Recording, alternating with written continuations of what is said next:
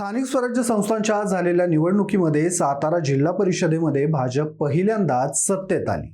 मात्र ही सत्ता मिळवताना आणि सत्ता मिळवल्यानंतर भाजपनं मित्रपक्ष असणाऱ्या शिवसेनेला डिवचायला सुरुवात केली होती.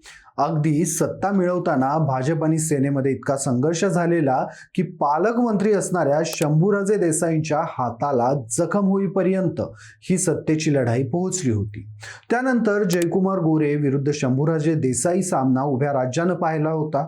या दोघांनीही एकमेकांची उणीधुणी सगळ्यांसमोर काढली. मात्र एकमेकांना हेच पाण्यात बघणारे दोनही नेते आता एकमेकांच्या गळ्यात पडतायत.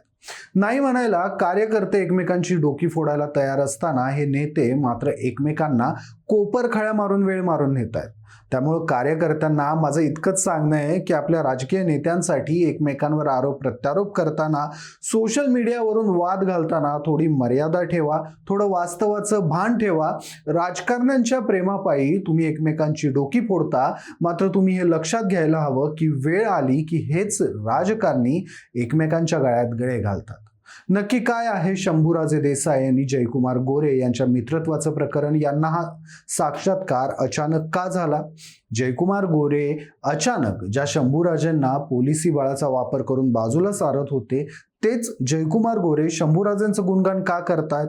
आपल्या आक्रमक राजकारणाला जयकुमार गोरे मुरड घालतायत का? सगळं काही समजावून सांगतो पुढच्या काही मिनिटात. नमस्कार, मी शशी आणि तुम्ही पाहताय कट टू कट. सातारा जिल्ह्याच्या राजकारणात सध्या तुझं माझं जमेना आणि तुझ्या वाचून करमेना अशी परिस्थिती दिसून येते. सातारा जिल्हा परिषदेच्या अध्यक्षपदाच्या निवडणुकीदरम्यान भाजपचे जयकुमार गोरे यांनी घातलेला राडा राज्य अजूनही विसरलेला नाहीये. यात पालकमंत्री असणाऱ्या शंभूराजे देसाईंच्या हाताला दुखापत झाली होती. पोलिसांकडून अक्षरशः बळाचा प्रयोग सत्तेतल्या आमदारावर केला गेला होता. हा प्रश्न विधानसभेतही गाजला. नीलम गोरे आणि जयकुमार गोरे या दोघांमध्ये सभागृहात झालेली खडाजंगी सगळ्यांनी पाहिली होती. या वादाचे परिणाम अगदी IAS आणि IPS अधिकाऱ्यांच्या नियुक्तीवर देखील झाले होते. मात्र आता जिल्ह्यातल्या राजकारणाची परिस्थिती निवळायला लागल्याची चर्चा सुरू होती. त्याला कारण ठरतंय ते सातारा जिल्ह्यातल्या एका कार्यक्रमात जयकुमार गोरे यांनी शंभूराजेंवर उधळलेली स्तुतीसुमनं. सातारामध्ये नुकतीच प्रधानमंत्री आवास योजनेअंतर्गत बांधलेल्या घरांचा लोकार्पण सोहळा संपन्न झाला. या कार्यक्रमाला मुख्यमंत्री देवेंद्र फडणवीस हे स्वतः हजर होते. सोबतच केंद्रीय मंत्री शिवराजसिंह चौहान देखील या कार्यक्रमाला उपस्थित होते. मात्र या कार्यक्रमात आकर्षणाचे केंद्र होते ते म्हणजे जयकुमार गोरे आणि शंभूराजे देसाई. देवेंद्र फडणवीसांच्या स्वागताला शंभूराजे स्वतः गेले होते. व्यासपीठावर शंभूराजेंचं स्वागत जयकुमार गोरेंनी पुष्पगुच्छ देऊन केलं. त्यानंतर माध्यमांनी या दोघांनाही ZP इलेक्शनच्या दरम्यान झालेल्या राड्याची आठवण करून देत प्रश्न विचारले. त्यावर बोलताना जयकुमार गोरे म्हणाले, त्यांना थोडंसं दुःख होणं स्वाभाविक आहे. राजकारणात या सगळ्या गोष्टी होत असतात. आम्ही आपापले पक्ष वाढवत असलो तरी एकाच मंत्रिमंडळातील सहकारी आहोत. आमच्या दोघांमध्ये चांगले संबंध आहेत. आम्ही मित्र आहोत.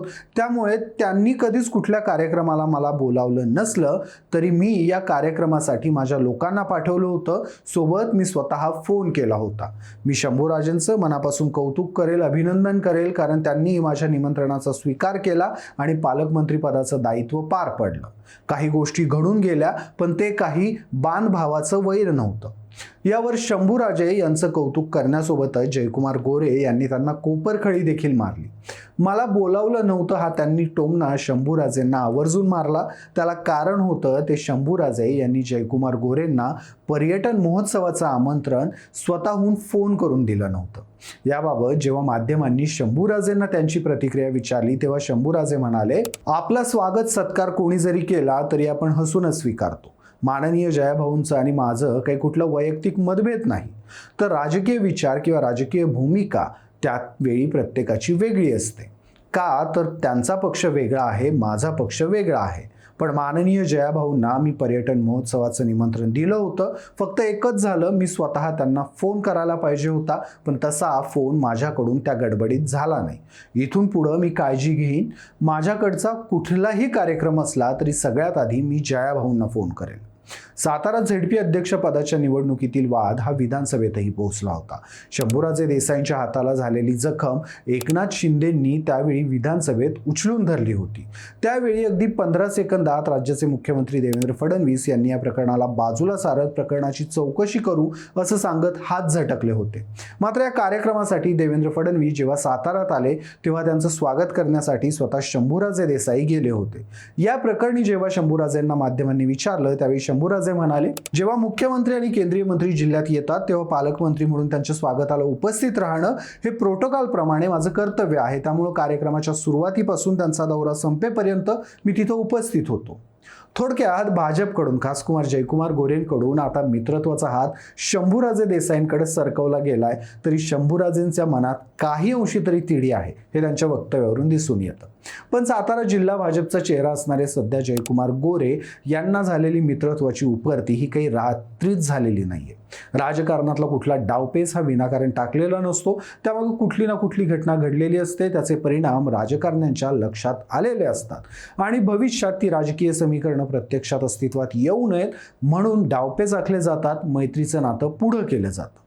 साताऱ्यातल्या जयकुमार गोरे आणि शंभूराजे देसाई यांच्या मैत्रीमागं 2 कारणं असल्याची शक्यता व्यक्त केली जाते. या दोनही मंत्र्यांमध्ये खास करून जयकुमार गोरेंना आलेल्या मित्रत्वाच्या उमाळ्यामागे जयकुमार गोरेंचं सौजन्य नसून महायुतीतील तणाव नियंत्रणात आणण्यासाठी भाजपच्या वरिष्ठांकडून दिल्या गेलेल्या सूचना असू शकतात. सोबतच महायुतीतला हा अंतर्गत संघर्ष सातारा जिल्ह्यातील आगामी महायुतीच्या राजकीय भविष्यासाठी अडचणीचा ठरू शकतो. त्यामुळे सार्वजनिक मंचावर एकत्र येत एकीचा संदेश देण्याचा प्रयत्न केलेला असू शकतो. यासोबतच आणखीन एक घटना जयकुमार गोरे यांनी शिंदे सेनेकडे सौजन्यानं पाहण्याचं कारण असू शकते. ती म्हणजे मागच्या काही दिवसात राष्ट्रवादी काँग्रेस शरद पवार पक्षाचे नेते तथा सातारा जिल्ह्याचे माजी पालकमंत्री राहिलेले बाळासाहेब पाटील आणि विद्यमान पालकमंत्री शंभूराजे देसाई हे एकाच मंचावर एकत्र आले होते. यावेळी पालकमंत्री शंभूराजे देसाई चांगलं काम करत आहेत असं कौतुक बाळासाहेब पाटलांनी केलं. तर सह्याद्री कारखान्याच्या माध्यमातून बाळासाहेब पाटील यांनी शेतकऱ्यांच्या हिताचे निर्णय घेतलेत असं शंभूराजे देसाई म्हणाले होते. त्यानंतर जिल्ह्यामध्ये ही चर्चा सुरू झाली की होऊ घातलेल्या सातारा जिल्हा मध्यवर्ती सहकारी बँकेच्या निवडणुकीसाठीची ही आगामी राजकीय गणित असू शकतात आणि कदाचित यामुळेच सातारा जिल्ह्यात भाजपच्या जयकुमार गोरेंना शंभूराजे देसाईंसोबत जुळवून घ्यावं असं वाटत असेल किंवा जुनी मैत्री आठवत असेल. पण आता जयकुमार गोरेंचं शिंदे सेनेवरचं हे प्रेम आणखीन किती दिवस राहतंय हे बघणं उत्सुकतेचं ठरेल. पण या घटनेनं नेत्यांच्या राजकीय वादांवर कार्यकर्त्यांनी किती गंभीरपणे पाहावं, नेत्यांच्या वादांमुळे कार्यकर्त्यांनी आपापसात भांडावं का, या प्रश्नांची चर्चा पुन्हा एकदा सोशल मीडियावर ट्रेंडिंगमध्ये व्हायला सुरुवात झाली. तुर्तास तुमची या घटनेवर काय मतं आहेत मला कमेंटमध्ये आवर्जून सांगा. व्हिडिओ आवडला असेल तर व्हिडिओला लाईक करा, शेअर करा आणि कट टू कटला सबस्क्राईब करायला विसरू नका.